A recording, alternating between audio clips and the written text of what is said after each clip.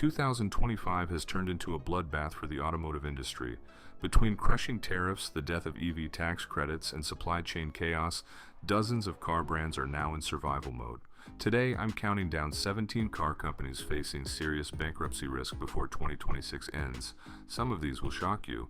At the end, I'll reveal which brand just posted a devastating $5.3 billion loss and why that number should terrify anyone who owns one of their vehicles. Let's get into it.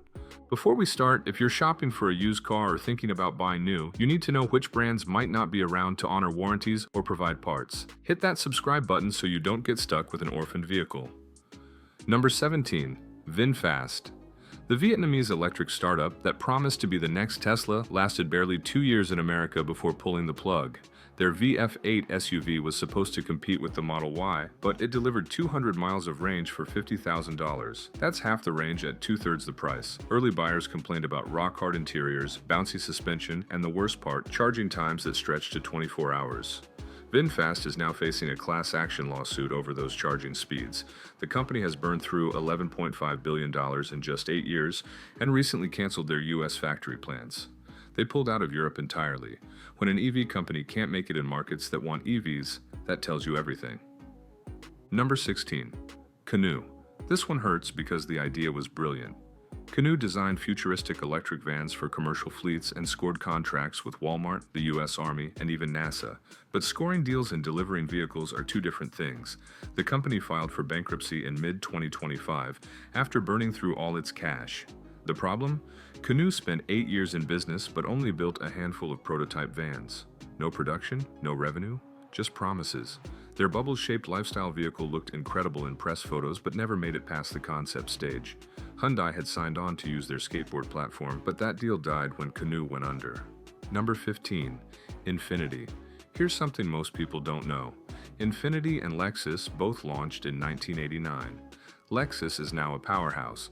Infiniti sold just 58,770 vehicles in 2024, down over 10% from the year before.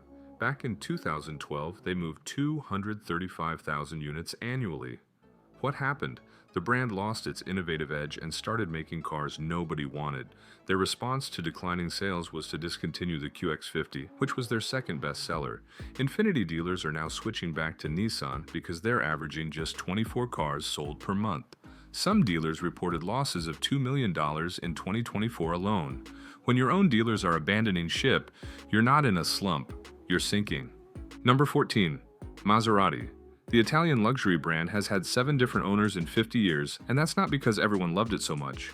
Maserati posted just 11,300 sales globally in 2024. That's a 57% drop from 2023. To put that in perspective, Ferrari sold the same number of cars but at much higher prices. The problem started when Maserati began using Chrysler parts in their luxury vehicles. Buyers noticed. The Gran Turismo went 12 years without major updates. Their new SUV, the Grecale, flopped. Stellantis is now working with consultants to figure out if they should sell Maserati and Alfa Romeo to a Chinese buyer. That's not a turnaround plan. That's an exit strategy. Number 13. Mitsubishi. Mitsubishi built Japan's first mass-produced car over a century ago. They created the first mass-produced electric vehicle before the Prius existed. But all that innovation dried up over the past decade. The average Mitsubishi dealer now sells 17 new cars per month and loses $80,000 doing it. 17 cars a month. Think about that. Honda, Toyota, and Mazda left them in the dust. When your brand goes from revolutionary to irrelevant in just 10 years, recovery becomes nearly impossible. Number 12. Lucid. The Lucid Air is genuinely impressive. Over 1,000 horsepower, 446 miles of range, and beautiful design. The Gravity SUV is equally stunning. But here's the problem. Lucid has lost $13 billion in under 5 years. Their cars cost too much to build and too much to buy. The Air starts at $70,000 and tops out at $250,000. The Gravity starts around $100,000. With the EV tax credit now gone, those prices become even harder to justify. Lucid keeps reporting record deliveries every quarter, but they're still hemorrhaging cash on every single vehicle. They're banking on a cheaper model to save them, but production delays keep pushing it back. Without those lower-priced cars, the money runs out. Number 11. Fisker. Imagine buying a $70,000 SUV and watching it lose 86% of its value in 1 year. That's the Fisker Ocean story. The all-electric SUV was so glitchy that owners reported it refusing to start, refusing to turn off, sensors failing in rain and sunshine, batteries that wouldn't charge, and key fobs the car couldn't recognize. Fisker promised software fixes until they filed for bankruptcy in 2024. Now owners are stuck with vehicles worth $10,000 that nobody wants to service. The company is completely dead. No buyer stepped in to save it. Honestly, nobody's sad to see it go. Number 10. Genesis. This one's different because Genesis actually makes excellent vehicles. The Korean luxury brand hit record sales 4 years straight. In 2024, they sold 75,000 vehicles in America, up 8.4%. The GV70 and GV80 won awards against Mercedes and BMW. But tariffs just destroyed their business model. Genesis built its reputation on European luxury at a lower price. With 25% tariffs on cars made in South Korea, that price advantage vanished overnight. Now Genesis costs the same as Mercedes and BMW. Unless they're willing to sell at massive losses, their sales are about to crater. They built the right product at the wrong time. Number 9. Rivian. When people pay $120,000 for an electric SUV, they expect it to work. Rivian's R1S was called the greatest SUV ever made by early buyers. It can do 0 to 60 in under 3 seconds, has 400 miles of range, and can float in 43 inches of water. The R1T truck is equally impressive. But then the recalls started. 14 recalls in 3 years. Software glitches left owners stranded on the side of the road. While other EV brands posted record sales before the tax credit disappeared, Rivian slashed their 2025 sales expectations. The company went from a $100 billion valuation at IPO to under $19 billion today. With tariffs coming and government support ending, next year could be the end. Number 8. Chrysler. The 100-year-old American brand now sells just one vehicle, the Pacifica minivan. Chrysler sold 124,683 vehicles in 2024, down 7% from 2023. That might not sound catastrophic until you realize they sold 315,000 units back in 2015 when they still offered the 300 and 200 sedans.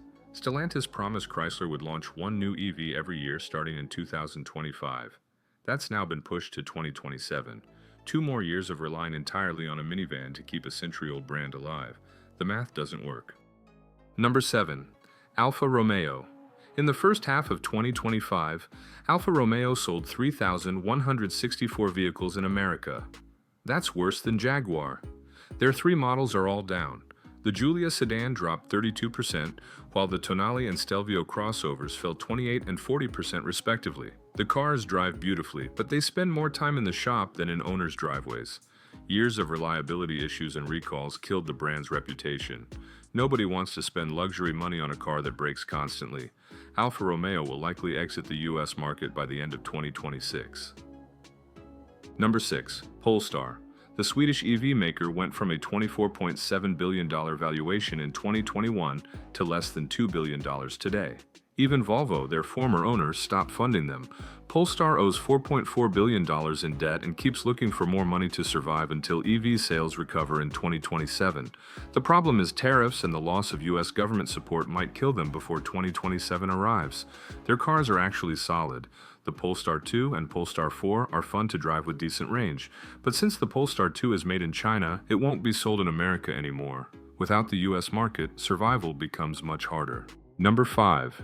Buick. This one's heartbreaking because Buick finally made a full recovery only to get blindsided by tariffs. The brand nearly died in 1931 and again in 2009 when GM almost went bankrupt. But by 2024, Buick was thriving. They sold 183,000 vehicles, up nearly 10% from 2023.